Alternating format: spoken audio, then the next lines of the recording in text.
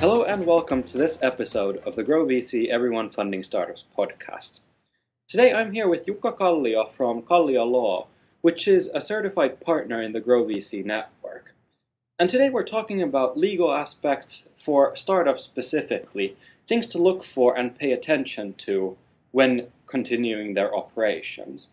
So let's kick off with you, Jukka. Thanks for joining us today, and why don't you give a little introduction to yourself? Yeah, hi Markus, and hi all. It's my pleasure to be here. A few words about myself. I'm 42 years old, attorney at law in a Finnish law firm called KallioLaw.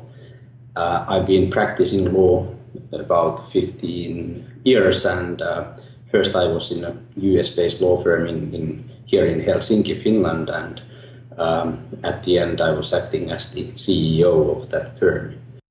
Then later I decided to have my own firm, KallioLaw, and so that's where I'm currently. My main focus is M&A and capital markets, and I've been doing must be much over 100 deals and worth of over 1 billion euros during these 15 years. But I'm also advising the technology companies in their complex contracts. One interesting point is that I have also my own investment company together with my friend, and we make investments also in startups and more mature companies. So in that sense, I think I also understand the investor's point of view. And KallioLaw is a certified partner in our global community, and they cater for many of the needs in the startup's life cycle. So Jukka, could you elaborate on what KallioLaw does and what it specifically focuses on with startups? Sure. KallioLaw is a 10 years old law firm, Finnish law firm. We have currently offices in Helsinki, and we just have decided to open an office in Turku in Finland. We focus on business law, and main areas are M&A and capital markets. That's one of our most important practice areas, which include also fundraising. Then we have the technology sector, which means ICT, biotechnology, and nanotechnology companies, where we advise them in all kinds of business law matters. And the third practice areas is mining law, where we are very strong in Finland, where we represent foreign, mostly publicly listed companies who operate in Finland. And we are partners for growing companies and companies who are planning to enter the international markets. And our clients include also startups, small and mid-sized companies, as well as public companies. So I think we pretty well understand the life cycle of the companies, except the last part of which is the insolvency cases, like the bankruptcy, which is not our business. And startups are distinctly different types of companies from, for example, publicly listed companies or more mature companies.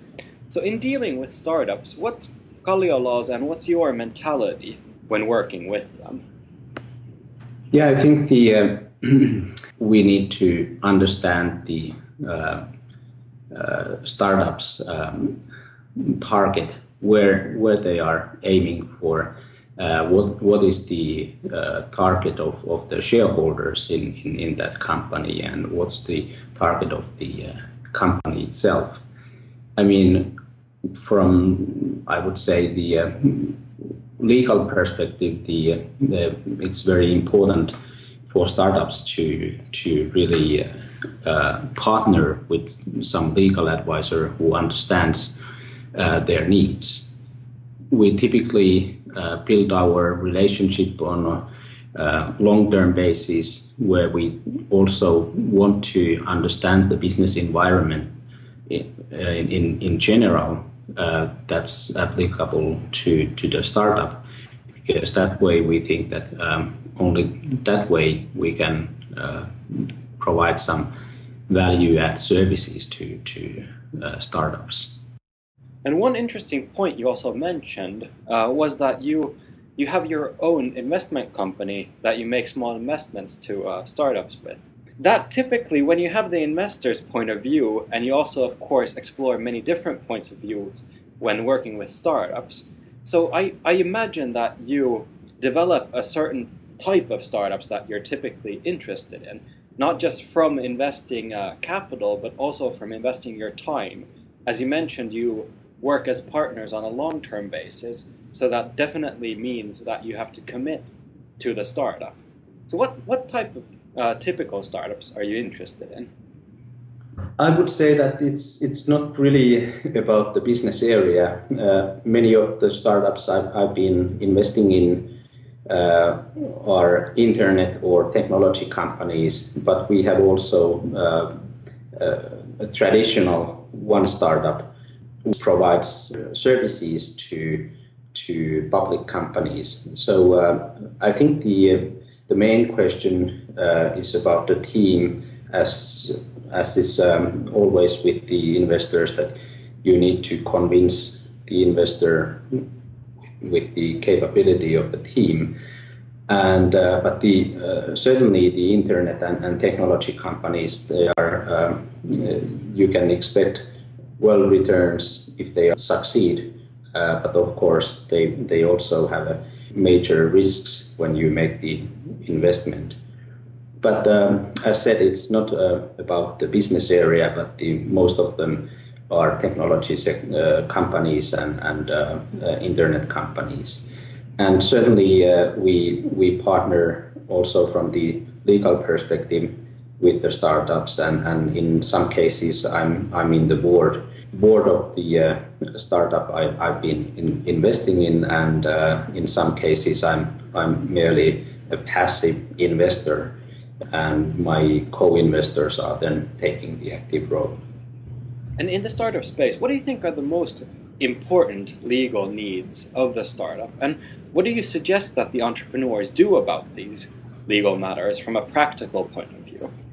Yeah, this is a good question, because many times we have faced some issues with the startups in a later point when there's a problem, and the problem typically relates to that the startups have not used any legal advisor when they do the main contracts, or the shareholders agreement is a good example, because I think the shareholders agreement is one of the most important documents for the startups, where you have more than one founder. And I think it's very important for the founders to discuss and agree on the target of the and objectives of the company. Also, what's the strategy, each founder's commitment to the company, how they will make the decisions in the company, and whether or not the founders are allowed to transfer their shares. Many times we have faced that it's been a surprise for the, let's say there's 3 founders in a company, and they have agreed that, say that every founder will agree to work for 3 years for the company, and each of them have as many shares as the other founders. And then suddenly they do not have the shareholders agreement, or have not agreed on that in the shareholders agreement, that one founder will cease to work or underperforms in his tasks, but still has the right to keep the shares. In many cases, and this is not only one case, for example, this year I've been discussing about this issue, it's very dismotivating for the other 2 ones to see that the third one is not working as was initially